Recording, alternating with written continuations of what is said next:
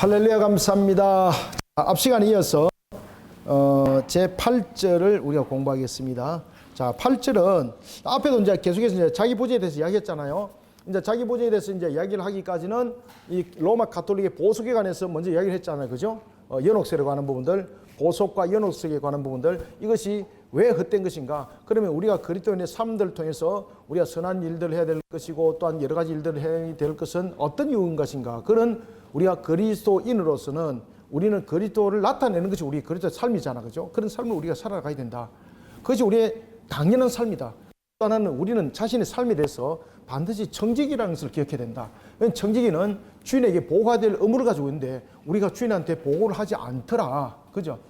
그 다음에 또 하나는 우리가 자기를 부정함에 있어서 굉장히 중요한 것은 두 돌판을 우리는 기억해야 된다. 항상 우리가 우리를 방해하는 하나의 두 걸림돌이 있는데 그것이 두 가지다. 하나는 불경건에 이르게 하는 것이고 또 하나는 그렇죠, 욕심에 이르게 하는 것이다. 이것을 거울처럼 조명해 보려면은 바로 계명이 하는 법도와 규례, 십계명이 대표적인 것이죠. 그것을 비춰봄으로써 우리는 자신의 모습이 어떠한지, 하나님께 어떤 불경건의 모습을 임했는지, 나는 어떤 욕심 가운데 있는지 그것이 펼쳐지게 보인다. 그러니까 이 율법의 세 기능 가운데서 첫 번째 기능이었던 거울의 기능이 펼쳐지는 거죠. 그때에 우리가 이 부분들을 자신이 돌아보면 보는 것을 끝나는 것이 아니라 우리의 그리스도인 삶은 이것을 가지고 자기를 부정하는 회개신앙으로 세워짐으로써 우리는 자신의 근본들을 바르게 나갈 수 있다. 그러니까 이 하나의 연옥설과 보석은 그 부분들은 전부 다 맞지 않다. 우리가 그리스도인으로 살아가야 될 부분들은 이런 가치관 속에서 바로 세워져야 될 그런 모습 속에 있는 것이지 보석과 연옥설과 같은 그런 유형 속에 있는 것은 아니다. 그러면 우리가 또한 이런 자기를 부정하는 측면에서 그럼 이웃을 돌아볼 때 우리의 사고적 관점에 전환이 있어야 된다. 그 사고적 관점 속에서 가장 중요한 전환이 무엇이다? 그렇지. 자기 부정은 당연한 것인데, 회개인데 하나님의 형상으로 돌아봐야 된다. 아시겠습니까? 지금까지 공부한 것이 이 내용입니다. 그죠? 이렇게 이야기할 수 있어야 됩니다. 네. 자, 그래서 이제 보면은 이제 8절에서 또 하나님과 우리와의 관계에 있어서 인간의 자기 부정의 원칙은 어디에 있는가라는 것입니다. 그러니까 칼빈이 여러분 보시면은 이것을 나중에 하나의 적어 보십시오. 굉장히 여러분 이것을 마치 그 하나의 그 본론을 전개하고 안에 내용들을 결론으로 이끌어가는 이 모습들이 기가 막혀요, 칼빈이. 자, 봅시다. 8절. 하나님께 대한 자기 부정은 그의 뜻에 대한 헌신이다. 여러분들, 하나님께서 베풀어 주신 우리는 은총 속에 우리는 살아가는 거잖아. 그죠? 은총 속에. 그렇기 때문에 우리는 무엇보다도 부정하지 않을 수 없는 것은 하나님의 은총 속에 살아간다는 것은 부정할 수 없는 사실이고, 그리고 또한 우리는 그런 은총 속에 살아가면서 우리 나타내야 될 표현들은 우리의 모습들은 헌신입니다. 헌신. 자, 우선 우리가 현세 생활에서 평안과 평온을 얻으려면 우리 자신과 우리의 모든 소유를 주의 뜻에 맡게 된다. 우리 마음의 소원을 그에게 일임해서 길들이며 복종시키도록 하라고 성경은 권고하고 있다. 그러니까 우리가 하나님 말씀에 여러분 복종하셔야 됩니다, 여러분들. 그죠? 그들은 야심이나 탐욕의 목표에 도달하며 한편으로는 빈곤과 비천을 피하려고 교묘하게 노력해서 지칠 정도에 이른다. 이런 함정에 빠지지 않기 위해서 경건한 사람들이 취할 길이 하나 있다. 첫째로 주께서 주시는 복을 받지 않고서 어떤 다른 방법으로 번영하겠다는 욕망이나 희망이나 계획을 가지지 않아야 된다. 그러니까 우리는요, 하나님께서 베풀어 주신 은혜가 아니고는 무엇도 우리 속에 가질 수 있는 결론은 없습니다, 여러분들. 분명히 그렇게 세워져야 된다. 그래서 우리가 하나님께서 베푸시는 그 은총 속에 우리는 세우지 않으면 안 된다는 분명한 확신의 신앙 가져야 된다. 자, 다음 줄에 우리의 재주나 노고도 도우시지 않으면 우리에게 아무런 유익이 없을 것이다. 주의 복이 전혀 없어도 우리는 어느 정도의 영광과 자산을 얻을 수 있다. 이거는 맞죠, 그죠? 우리는 하나님의 일반적 은총 속에 모든 사람들은 살아가고 있죠. 그런데 무엇보다 더 중요한 것은 자신의 어떤 재주, 재능, 그죠? 어떤 노고도 하나님께서 도우지 않으면 아무런 유익이 없다는 것에 대해서 분명한 신앙을 가져야 된다. 그래서 우리는 이런 부분들의 기초적인 부분들을 가지고 언제든지 하나님 뜻에 헌신할 자세를 가지고 있어야 되고 실제로 헌신해야 된다. 여러분들 얼마나 헌신 잘하십니까? 여기 계시는 분들은 다 헌신 얼마나 잘하세요, 그죠? 그러니까 여러분들이 하나님이 기뻐할 수밖에 없는 거예요, 여러분들요. 목사님, 저는 헌신이보다는 세신이 좋습니다. 이렇게 지금 그 헌신과 세신 말하는 건 아닙니다. 여기서 헌신한다는 것은 섬기고 봉사하고 이제 이런 내용들을 말하고 있는 것이 헌신과 세신 말하는 건 아닙니다. 이 뭐 뜨거운 소리 하시면 절대 안 됩니다, 이거. 갑자기 자고 있다가 그 실제로 그런 일이 있었어요. 제가 막 뭐 지옥 이야기 하다가 그 자불고 있다가 다른 데는 아멘 안 하고 지옥에 갈지어다 이러니까 깨갖고 아멘 이러면 안 돼요, 여러분들요. 자, 9절 봅시다. 하나님이 주시는 복만을 의지하라. 그래서 여기에서 하나님께 주시는 복이 있고 뭐 다른 복이 있을까? 여러분, 하나님이 주시는 복, 복만 의지하라. 그럼 이 속에서 굉장히 중요한 얘기를 하고 있다는 거죠. 하나님께 주시는 복과 유사한 것이 있다는 겁니다. 유사한 복. 그죠? 이거는 유사하다는 것은 이것은 속이는 거죠. 속이는 거. 이게 누가 이것을 합니까? 그렇죠. 사탄이 이러한 유사한 것을 통해서 우리를 어떻게 하죠? 유혹하죠. 그래서 하나님 주신 복만 의지하시기 바랍니다. 하나님 주신 복만 의지하셔야 돼요. 일이 잘 되며 좋은 결과가 나타나려면 그것을 위한 모든 수단은 하나님이 내려주시는 복만을 토대로 삼아야 한다. 이 복이 없으면 각종 불행과 재난이 우리를 괴롭힌다. 그래서 화복의 주관자 누구세요? 우리 하나님이잖아요. 화복의 주관자. 화복의 주관자. 화복의 주관자는 하나님이세요, 여러분들. 자, 방금 읽은 데서 셋째 줄 밑으로 하나님이 주시는 복은 순결한 생각과 올바른 행동을 하는 사람에게만 오며 그것을 구하는 사람을 왜곡된 생각과 악한 행동에서 돌아서게 한다. 그래서 우리가 하나님이 살아계시잖아, 그죠? 우리가 이제 주의 일들을 감당하다 보면은 참 때로는 힘든 일에 봉착해요, 여러분들요. 이게 생각과 다르잖아요. 그것이 이제 에베소서 2장 1절 말씀처럼 이제 공제 권세자가 우리로 하여금 하나님의 영광 속에 세우지 못하도록 때로는 우리를 막 미혹하고 막 이렇게 막 넘어지기도 하거든요. 이런 속에 있을 때도 우리는 잠잠히 하나님의 때만 기다리시면 되는 거예요. 하나님이 정확하세요, 그런데. 근데 이렇게 제가 또 말을 하기까지 저도 얼마나 많은 어려움들이 있겠습니까? 그죠? 지금도 여러분 봉착거든요. 그런데 이게 우리의 뜻대로 잘 안 됩니다, 여러분들요. 그래서 하나님 말씀을 늘 붙드셔야 됩니다. 그래서 저는 이것을 머릿속에 항상 여러분들 인격 속에 색이라는 것이 하나가 있는데 우리가 예수 그리스도를 믿는 믿음 속에 세워진 것은 믿음이라 그래요. 이 믿음이 이제 신앙으로 나타나는 거잖아요. 그죠? 이 신앙도 믿음이라 그러거든요. 우리가 이 첫 믿음은 우리가 죄사함에 대한 내용들을 담고 있다면 죄사함의 내용을 담고 있다면은 여기서 신앙은 이제는 결실을 맺는 부분에서 이제 단계거든요. 이 속에서 굉장히 중요한 것이 있습니다. 예수 그리스도를 믿는 믿음 속에서 우리가 죄사함을 받은 거잖아, 그죠? 그러면서 우리가 이제 믿음 신앙은 점점 커야 되거든요. 그러니까 예수님께서 겨자씨 하나 알만큼이라도 믿음이 있으면 이 사람들은 저 바다로 옮기질지다 하면은 옮기질지다라는 부분들 비유를 통해서 말씀하셨죠. 근데 그것을 가지고 문자적으로 해석해가지고 나는 산이 안 옮기지던데 이렇게 말하면은 곤란합니다. 포크레인과 떠도 여러분 안 옮기집니다, 그죠? 그런데 하나님께서 모든 것을 이루심을 대해서 전능하신 하나님을 믿으라는 거죠.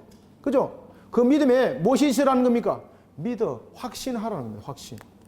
그러니까 제가 이제 설교 때도 말씀드렸는데 우리가 예수 그리스도를 믿는 1차적 부분에서 이 믿음은 신앙이라고 말 안 해요.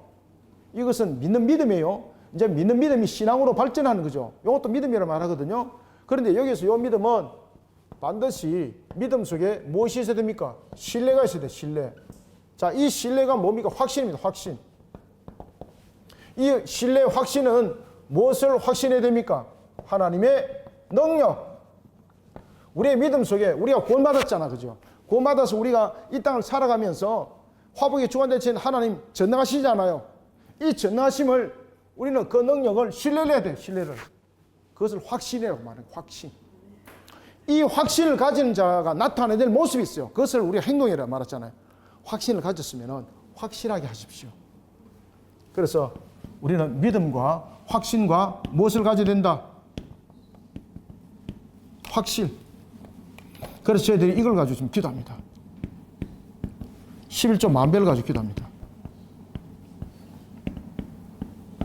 여러분 11조 만배 가지고 기도하면은 이 배금주의 사상이잖아요. 그죠? 기복주의잖아요. 근데 그것이 아니에요. 우리는 11조가 왜 만배로 일어나기를 원하는가 하면은 세상 사람들이 하나님의 살아계심을 증명해 달라는 거예요. 내 주변과 환경들을 통해서 증명해 달라는 거예요. 그러면은 내가 이 11조를 만배를 일으키기 위해서는 여러분들 요행을 바라는 것 아니잖아요. 내가 이것을 만배를 일으키기 위해서는 하나님이 나를 그 능력 가운데 세운다는 확신을 가지고 내가 확실하게 노력을 해야 되는 거잖아요. 그죠? 이 만배를 일으키는데 화투치기만 해갖고 여러분 만배를 합니까 여러분들? 하나님께서 만배를 주실 것이야 트럼프나 하고 앉아가지고 당구나 치러 다니고 하나님께서 만배 두드리 맞습니다. 맞아 죽습니다. 아시겠습니까? 확신했으면 확실에 대한 땀을 흘리셔야 돼요 여러분들. 아시겠습니까? 그 속에 결실이 있는 거예요. 자, 실질적으로 제가 이제 그 모임이 있어가지고 우리 노예 모임이 있어가지고 모임을 대체로 이제 아침 7시에 해요. 회의를 새벽에도 마치고 이제 왜냐면 오후에 이제 일정들이 많으니까 아침에 이제 회의를 마치고 아침 식사를 하러 갔어요. 그 장소가 그 교회에 권사님이 하는 식당이었어요. 근데 그 식당이 규모가 작아요. 그런데 이제 하는 이야기를 제가 듣기 시작했어요. 그 권사님한테. 목사님, 원래 저희들이 먹고 살기가 힘이 들어서 식당을 했습니다. 11조는 고사하고 우리가 먹고 살기가 힘이 들었습니다.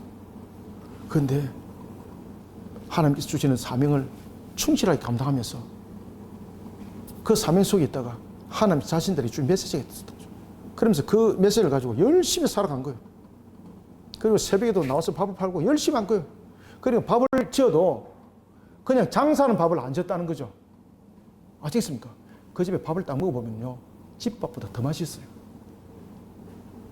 그러니까 이게 사람들이 먹어보니까 아는 거예요, 이게. 음식도 그냥 서든 반찬을 안 써요. 깨끗한 것을 푸짐하게 주는데 더 원하면은 아무 이유 없이 주는 거예요. 그래, 이걸 계산하지 않는 거죠. 그러면서 이제 전도, 보험 생활, 그 다음에 이제 교회에서 봉사하는 생활 열심히 해나가는 거죠. 하나님께서 자신들을 세울 것이라는 확신을 가지고 놀랄 사건들이 벌어지기 시작했습니다. 사람들이 소문을 듣고 오기 시작합니다. 주차장도 없는데. 구름대처 장사를 했는데 나중에는 돈 넣는 함이 필요한 것이 아니라 박스에다가 돈을 넣었다 그러더라고요. 그래서 집에 갈 때 박스를 들고 가지고 집에 가지고 돈 샬렸다 하더라고요. 그러니까 그분이 자신들이 처음에 시작했을 때보다도 딱 30배, 딱 100배 역사가 일어난 거예요.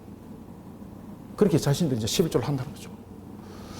여러분들, 우리가 확신과 확실이라는 부분들은 이게 하나의 무슨 단막하게 노는 하나의 순서가 아닙니다. 우리가 믿음이 있다면은 전능하신 하나님이 나와 함께하고 있다는 믿음에 대한 확신이 있어야 돼요, 여러분들. 그죠? 그럼 그 확신이 있다면 그 확신을 가지고 분명히 우리가 그 삶을 살고 땀을 흘려 노력을 해야 되는 거예요. 그런데 노력도 안 하고 하나님께서 확실하게 해줄 것이 이랬고 그냥 뭐 뜬골만 잡고 있지 말라는 겁니다. 그건 신앙 아니에요. 그죠? 신앙은 반드시 확신했다면 반드시 움직이시기 바랍니다. 그러니까 그런 모습 속에 결론이 있더라고요. 결론. 그래서 제가 우리 성도들한테 이야기를 합니다. 11조 만배를 가지고 당신들 기도하시라고.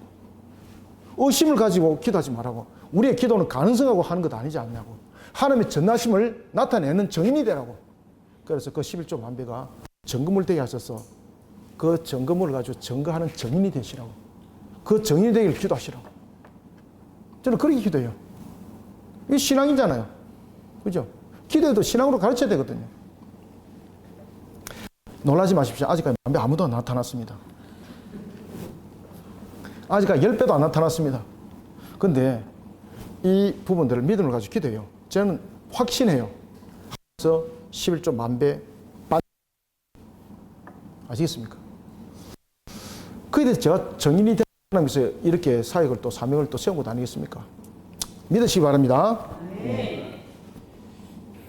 그래서 우리의 재주나 노고로 주께서 도우시지 않으면 우리에게 아무런 유익이 없을 것이다.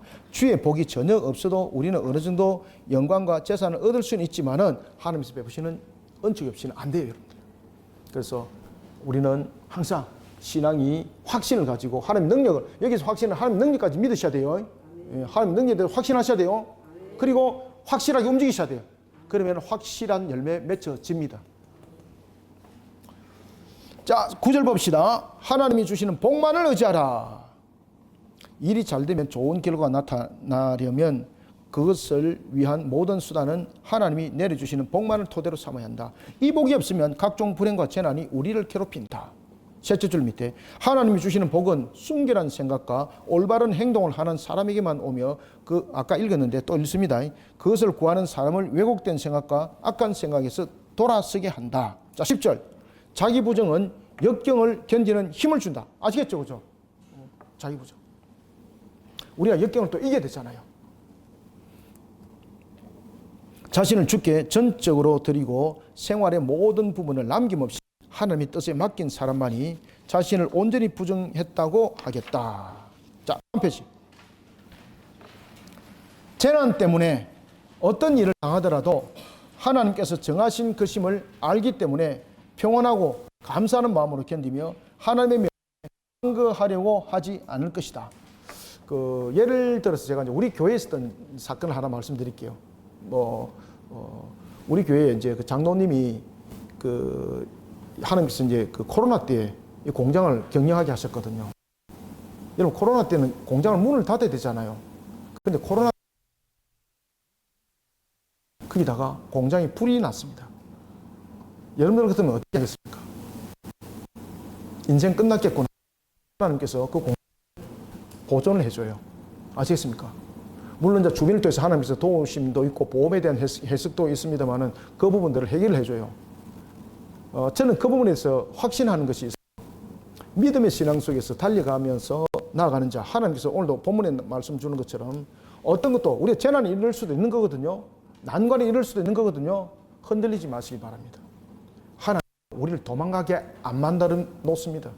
도망가게 만들어 놓는 것이 아니라 대적하는 자를 도망가게 하시고 우리의 재난을 도망가게 하시고 우리의 모든 불행을 도망가게 만들고 그 속에 복된 자를 세운다는 것을 믿으시기 바랍니다. 아시겠습니까? 이거 확실한 거예요, 이거. 그럼 제가 기도하잖아요, 제가. 제가 무슨 추동 세력을 만드는 사람도 아니잖아요, 제가. 저는 굉장히 논리적이거든요. 그래서 여러분들은 이런 믿음들을 바르게 해석을 해야 되고 어려운 환경 속에 침몰 당하지 마시기 바랍니다. 여러분보다도 더 힘든 세월을 살아가는 사람들 숱합니다, 여러분들요. 저보다도 어려운 생활을 살아가는 사람들 숱합니다, 제가. 그래서 제가 참 늘 하나님 감사합니다. 그래도 저를 이런 가치관 속에 세워주시니 감사합니다. 저 그렇기도 합니다. 어떨 때는 저보고 물어봅니다. 사람들이 정말 행복하세요? 어떨 때는 행복하지 않다 말합니다. 어떨 때는 그런 말합니다. 진짜 행복하. 마음도 왔다 갔다 합니다. 그죠? 저도 그랬는데 여러분들은 속으로 또 그런다. 나은데 제가 여러분들이 저보다 나은 건 알고는 있습니다. 그런데 누구도 똑같습니다. 다 흔들립니다. 그런데 낙망하지 마십시오. 그 순간도 하나님이 붙들고 계십니다. 확신하시기 바랍니다. 아시겠죠? 그죠? 확신을 확실로서 옮겨야 됩니다. 열매는 그렇게 나타나는 거요. 저를 따릅니다. 열매로 응답하리라. 아멘. 이게 마태복음의 내용입니다. 이게 열매로 응답하리라. 아시겠습니까? 자, 제 8장 봅시다. 자, 십자가를 지는 것. 십자가를 지는 건 자기 부정의 일부다. 여러분들, 주께서 너의 십자가를 주님께서 메어주신다 그랬는데 우리가 자기 십자가를 어떻게 맵니까? 여러분, 자기 십자가를 매면 얼마나 힘든가 아세요? 근데 놀랄 사실은 우리가 자기 십자가를 지면은 그 십자가를 누가 대신 지어주면서 갈까요? 우리가 십자가를 지고 있잖아요. 그럼 주님이 우리를 업어서 갑니다. 아시겠습니까? 우리를 함께 업어서 갑니다. 그래서 제가 이제 이런 부분들 조금 이제 알기 때문에 과거에 제가 부역자 때 십자가를 질 수 있나 그걸 찬양을 수요를 말씀드렸죠. 그죠? 주님께서 저를 완전히 놓아가지고 수요예배 때 30분 동안 십자가를 질 수 있나 이 한 곡으로 찬양 인도를 했습니다. 처음에는 가볍게 했습니다. 근데 성령께서 딱 붙들어버린 거죠. 그러니까 이게 영의 찬양이 되어버린 거예요. 30부터. 근데 단 한 사람이 은혜를 받지 못한 사람이 있었습니다. 누구였습니까? 담임 목사. 왜? 설교를 해야 되는데. 그래가지고 담임 목사 설교 끝나고 나는데 당회에서 저를 불렀습니다. 왜 찬양을 한 곡만 그렇게 끝까지 했냐고. 그러니까 성령께서 저를 붙들어서 그랬습니다. 성령께서 니만 붙드나?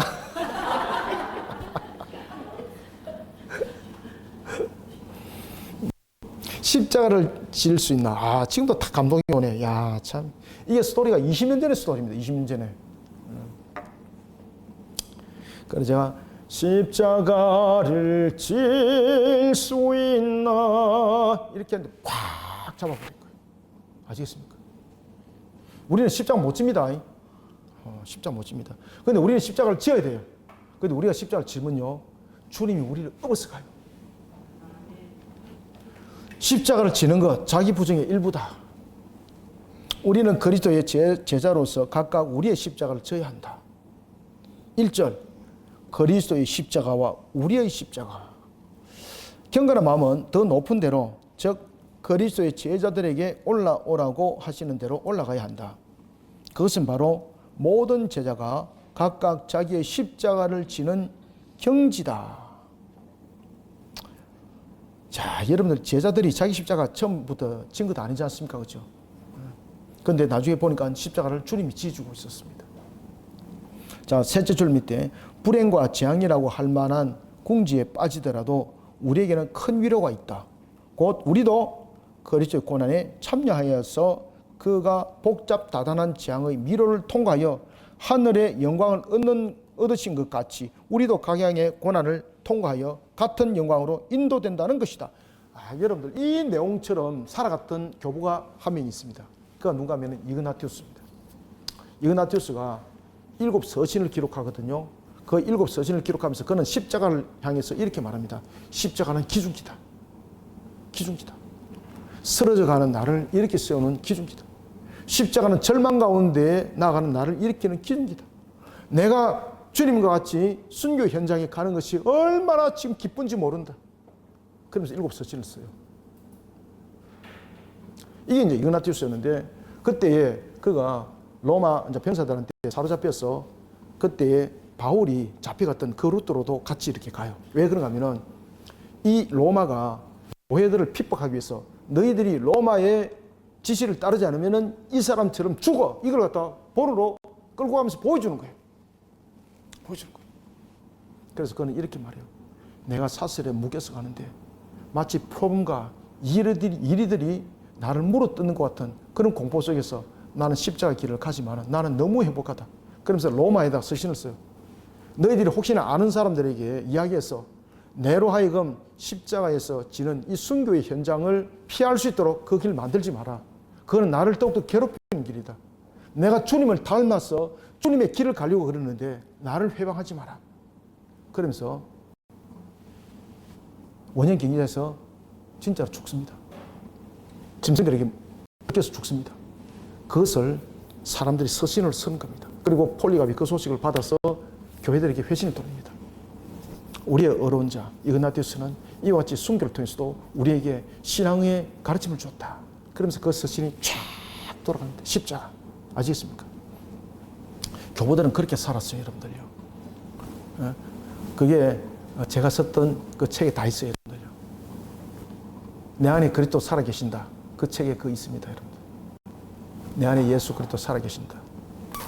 사람들이 이제 안 사보는데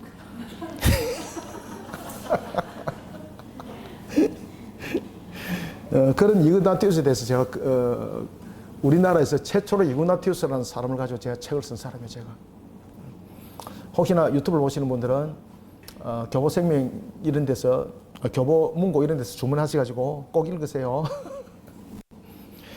자, 봅시다. 그래서 십자가를 지는 경지에 이르게 되는 겁니다. 그죠? 불행과 재앙이라고 할지라도 궁지에 빠질지라도 큰 위에 있을지라도 이것을 괴로움으로 여기지 마십시오. 내가 그리스도에 동참하는 겁니다. 초대 교부들이 그랬습니다. 자, 2절 십자가는 우리에게 하나님의 능력을 완전히 믿게 만든다. 주께서는 아버지께 대한 순종을 증명하려는 목적 외에는 십자가를 지실 아무 필요도 없었다. 그러나 우리는 일생을 계속적으로 십자가 밑에서 지내야 할 이유가 많다. 첫째로 우리의 천성은 모든 것을 우리의 육에 돌리는 경향이 너무나도 강하다. 그렇기 때문에 우리는 십자가에 우리를 동임해 십자가의 못을 박아야 합니다. 셋째 줄 밑에 지극히 거룩한 사람도 하나님께서 십자가의 시련을 통해서 하나님께 대한 더욱 깊은 지식을 얻게 하시 자신의 용기와 지조를 과신한다. 이런 자기만족은 심지어 다윗의 마음속까지 스며들었다. 심지어 다윗도 그런데 우리는 어떠하겠습니까? 그죠? 셋째 줄 밑에 하나님의 은혜에 몸을 맡겼을 때 그들은 하나님의 능력의 임재를 체험하며 이 점에서 풍성하고도 오히려 남음이 있는 보호를 받는다. 여러분 십자가는 지는 고통이 아닙니다. 십자가를 짐으로써 유혹이 오지 못합니다. 아시겠습니까? 십자가를 짐으로써 앞에 칼빈이 이야기를 했잖아요. 우리 속에는 참으로 우리를 일평생 방해하는 두 세력이 있는데 하나는 불경건이고 하나는 욕심이다. 맞죠? 그죠? 근데 이것을 물질 수 있는 것들은 말씀의 거울에 율법이 비춰봐야 했잖아요. 말씀의 거울에 비춰보면서 우리는 어떻게 됩니까? 비춰보고 끝내면 안 되는 거죠. 자기 십자가를 지라는 거죠. 자기 십자가 치면은 이겨나간다. 그런데 십자가는 고통이 아니다. 우리가 주님의 고통에 참여하는 건데 주님께서 왜 고통 속에 죽었냐 말입니다. 주님께서 고통을 당하기 위한 목적으로 죽은 것도 아니잖아요. 주님께서 왜 여러분 십자가의 고통 속에 있었습니까? 우리의 이 모든 죄를 어디 갔노? 지워버렸네. 우리의 모든 죄를 여러분 투명하지만 보이죠, 그죠? 투시력을 보시기 바랍니다. 앞에 지었던 거 가지고 우리의 모든 죄악된 오염된 것들을 그 속에서 해소 해결하는 거예요. 그래서 우리는 자기 십자가를 지면요 주님이 어느덧 우리를 업어서 가요. 심지어 여러분 다윗조차도 보십시오. 자기 부정 십자가를 지었지 않습니까? 그때 주님께서 에이 나쁜 놈아 이게 뭐 이런 게 다 있어. 내가 너를 그렇게까지 했는데 네가 나를 배반해? 쓰레기통에 던진 일 없죠. 주님께서 업어서 갔죠, 그죠? 아시겠습니까? 눈물까지 닦았어. 다 식어가지고. 여러분 역대 왕들 가운데서 다윗이 제일 범죄를 하나님 앞에 제일 많이 범한 것으로 우리는 기록이 되어져 있습니다. 그죠? 다양하게 범죄하잖아요. 다양하게. 그런데 그런 다윗을 하나님 씻어서 가잖아요. 그죠? 자기 십자가를 지었을 때 하나님께서 그를 회복시켰죠. 심지어 다윗조차도 여기에 대해서 예언은 아닌데 심지어 우리는 그런데 기억하라. 하나님께서 다윗을 어떻게 회복시켰는지 기억하라. 기억하셔야 됩니다. 자, 봅시다. 이것은 우리에게 인내와 복종을 가르치기 위해서 필요하다. 자기 십자가. 그것을 3절부터 6절이 우리에게 증가하고 있습니다. 자, 3절부터 6절까지 진행이 어디까지 가려면 모르겠는데 한번 봅시다. 자, 3절 십자가는 우리의 진실을 경험하는 기회와 미래에 대한 소망을 준다. 텍스트 봅시다. 바울은 환난은 인내를, 인내는 연단을 이룬다고 로마서 5장 3절부터 4절에서 가르친다. 환난 중에 있는 신자들과 함께 계시겠다는 하나님의 약속이 진실하다는 것을 하나님의 도움으로 꾸준히 참고 견디는 동안에 그들은 체험한다. 이런 인내는 자기의 힘으로 어떻다? 전혀 얻을 수 없습니다. 그래서 우리가 십자가를 지어야 되는 겁니다. 자기 인내로 안 됩니다. 여러분 수련 100만 해보십시오. 여러분들요. 안 됩니다. 여러분들요. 돌을 닦기 위해서 여러분 계룡산에 한 40년 갔다가 내려갔다가 오십시오. 그저 몸만 취할 뿐이고요. 똑같습니다. 40년 돌 닦다가 내려와서 돌에 뛰어서 넘어지면은 아이고 할렐루야 이렇게 할 줄 아십니까? 열받고 바로 성냅니다. 그죠? 똑같습니다. 여러분들. 안 됩니다. 십자가, 자기 십자가를 져라. 우리 자신의 힘에 대한 거릇된 과대평가를 바로잡으며 우리를 기르게 하는 윗선을 폭로함으로써 십자가는 육에 대한 우리의 위험한 신뢰를 없애버린다. 그죠? 폭로함으로. 그래서 십자가 못을 박으라는 거죠. 여러분 십자가 못을 박는 것은 무엇입니까? 자기 자신을 폭로하는 거거든요. 그런데 이것이 무너지는 것이 아니고 오히려 우리를 세우는 길이다. 이렇게 교만이 끈인 우리에게 교만이 끈입니다. 교만이 끈이 우리에게 십자가는 하나님만을 믿을 것을 가르치며 그 결과로 우리는 낙심하거나 항복하지 않게 된다. 그뿐 아니라 성령의 뒤를 이어 소망이 생긴다. 그러니까 여러분 결국은 우리가 십자가를 지는 것이 결국은 소망 없는 짓이 아니고 절망에 이르는 것이 아니고 우리로 하여금 참으로 모든 것에서 회복의 역사로 우리를 다가서게 만들다는 것입니다. 자, 4절 십자가는 우리의 인내와 순종을 훈련시킨다. 맞습니까? 여러분들, 우리가 하나님으로부터 받은 은사 가운데서 가장 훌륭한 은사가 있다면 무엇일까요? 칼빈이 그 이야기를 해요. 방금 제가 읽었잖아요. 인내심입니다. 인내심.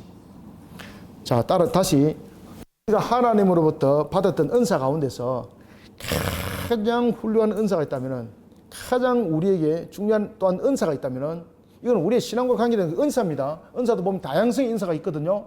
그 은사 가운데서 어떤 은사가 가장 탁월함일까? 인내심. 그래서 우리가 신앙도 인내로, 우리가 신앙으로 인내하는 그 얼마나 중요한지 모릅니다. 인내. 자, 텍스트 보겠습니다. 주께서 자기 백성을 괴롭히시는 데에는 다른 목적도 있다. 즉 그들의 인내심을 시험하며 순종심을 가르치시려는 것이다. 하나님 주신 각종 은혜가 그들 안에 숨은 채로 무용지물이 되지 않도록 자신의 종들에게 주신 무엇? 인내력과 지조를 밖으로 드러내심으로써 그들의 인내심을 시험하신다고 한다. 그래서 하나님께서는요, 때로는 우리를 연단하잖아요. 이 과정 속에서 우리의 인내심을 길러내게 만들어요. 이게 하나님께서 우리에게 주신 은사 가운데서 가장 훌륭한 은사입니다. 이게. 자, 신자가 하나님에게서 받은 가장 훌륭한 은사인 인내심을 활용함으로써 그것을 확실하고 명백하게 하는 것이 무익하다고 누가 말하겠는 것인가? 무익하지 않습니다. 자, 다음에 넘어갑니다. 5절.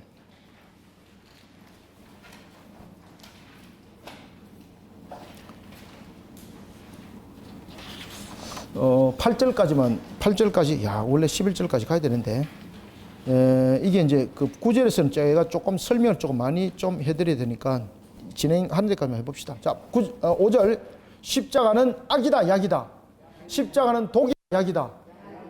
야, 십자가는 약입니다, 약. 치료받으려면 약 드셔야 되지. 그죠?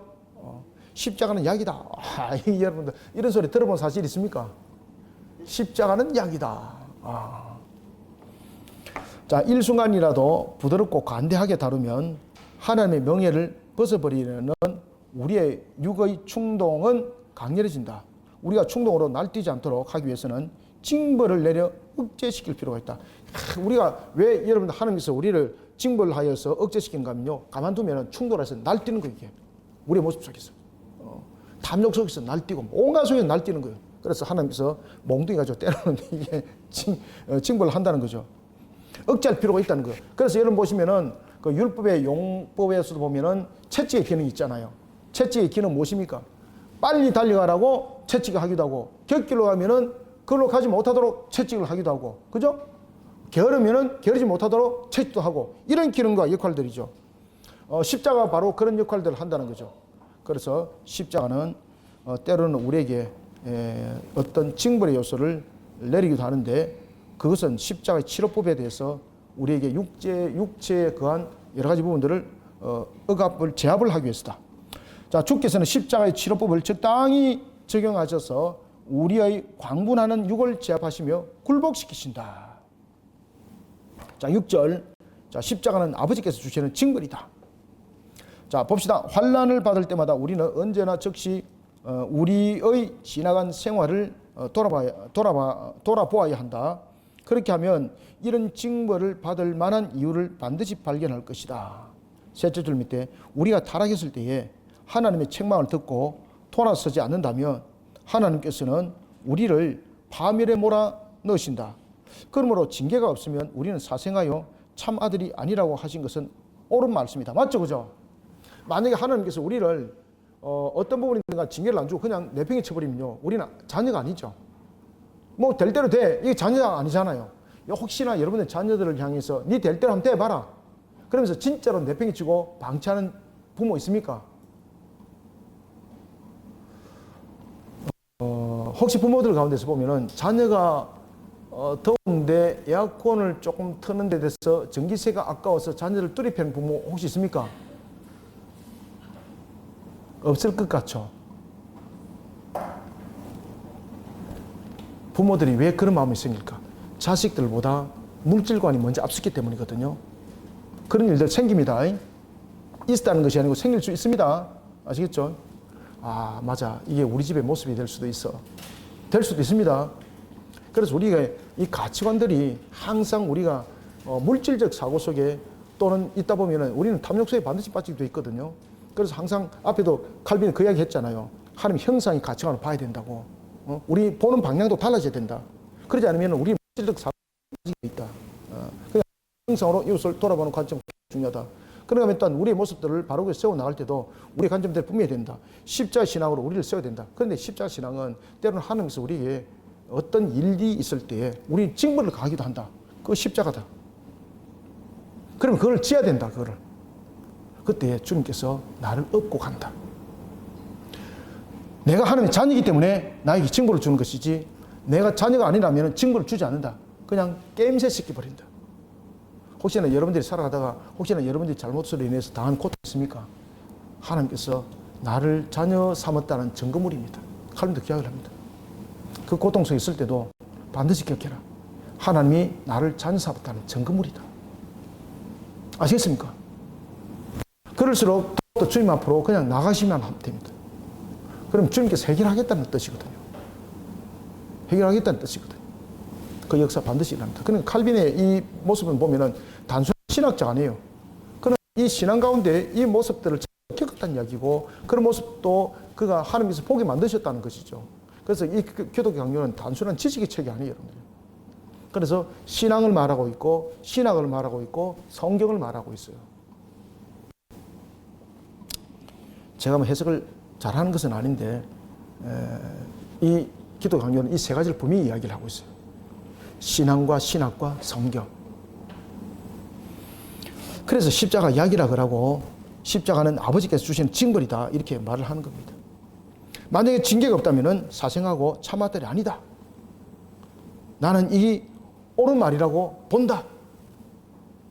자, 다음에 이제 박해와 기타 재난에 관한 십자가 짐을 봅시다. 7절부터 8절입니다. 자, 7절 을을 위하여 고통을 받는다. 복음을 수호하기 위해서 수고하는 사람들 뿐 아니라 을을 위해서 어떤 모양으로든지 노력을 계속하는 사람은 을을 위해 박해를 받는다. 여러분, 을을 위해서 왜 박해를 받는다? 이게 을을 위해서 박해를 받는 것은 을을 위했기 때문에 박해를 받는 것이 아니고, 여러분, 을을 위한다는 것은 결국 하나님의 나라의 건설을 이루간다는 것이잖아요. 그러면은 왜 이 속에서 박해를 받는가 하면 마귀가 공제 권세자가 하나님의 택한 백성의 그 구원의 수가 채워지게 되면 어떻게 되나요? 자신이 영원한 불못에 심판의 불로 던져진다는 것을 너무나 잘 알고 있죠. 그러면은 이 심판이 속기 도래되지 않도록 만드는 방법이 있죠. 그 방법이 무엇이겠습니까? 기독교인들을 박해시키는 거예요. 을을 이루는 자들이 을을 이루지 못하도록 공격을 계속해야 되는 거예요. 왜? 구원의 백성이 불러 모으지 못하도록. 그러니까 이런 기간을 이렇게 늘어놓는다는 거예요. 이 마귀가. 그래서 마귀는 이 방법 속에서 무엇을 씁니까? 첫 번째 두 번째 박해.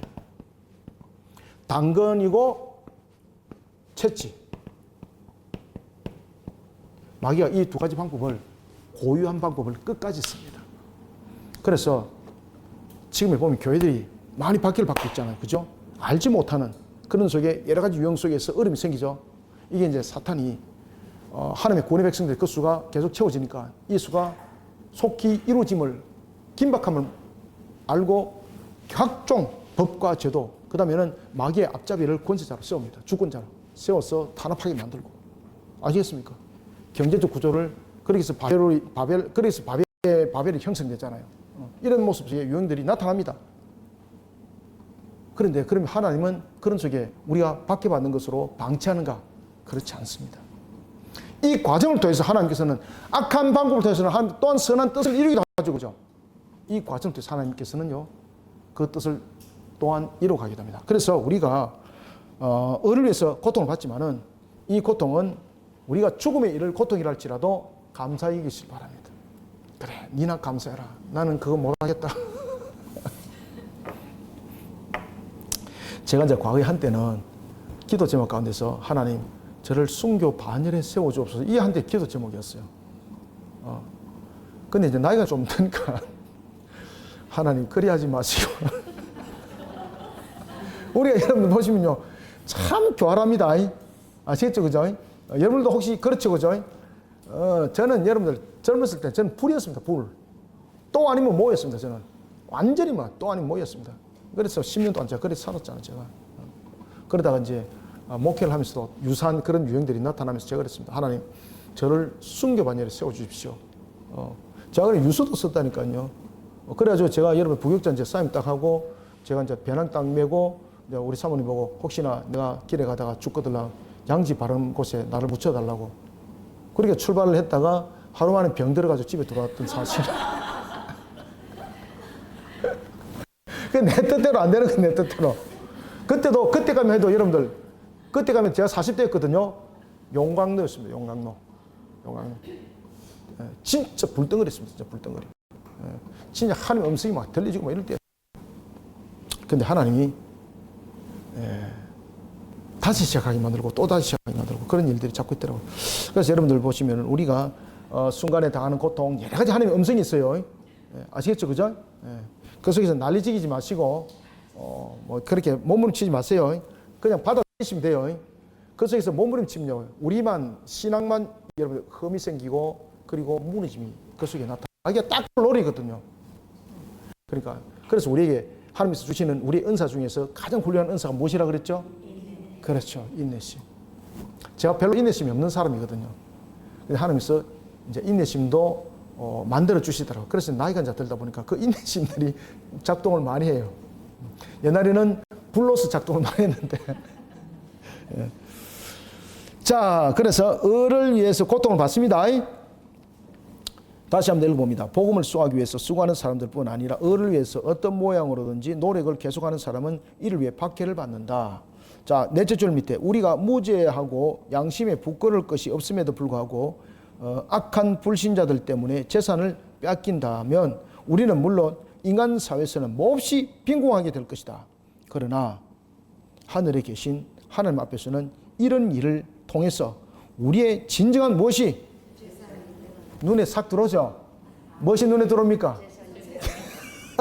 그렇다니까 하여튼 근데 확실하게 그 얘기를 하잖아, 그죠? 우리의 진정한 재산이 불어난다. 그냥 재산이 아니고 어떤 재산? 그렇죠. 진정한 재산. 참 가치를 가진 재산. 자, 둘째 줄 밑에 모욕과 수치를 당한다면 반드시 하나님의 나라에서 더 훌륭한 자리를 얻는다. 이 땅뿐만 아니라 하나님 나라에서도 분명한 자리를 얻는다. 죽임을 당한다면 복된 생명으로 들어가는 문이 우리 앞에 열릴 것이다. 그래서 이게 순교자들의 상급이 큰 겁니다, 여러분들. 그래서 제가 과거 때 순교에 대한 기도를 기도 제목을 가지고 제가 기도를 했어요. 제가 하나님 저를 순교 반열. 근데 그때 제가 이제 그러면서 제가 이제 환상을 이렇게 꿈속에서 환상을 이제 보기 시작한 거예요. 그때 제가 지금도 안 잊어버려요. 요한계시록 상이 그대로 이제 등장하는데 함선이 등장해요. 전투함이. 전 세계가 이제 전쟁이 일어나는 거예요. 영적 전쟁이 일어나고 요한계시록 속에 이제 종말의 전쟁이 있잖아요, 그죠? 곡과 마곡 전투, 그 앞에 이제 아마게돈 전쟁과 같은 그런 유사한 전쟁들이 일어나요.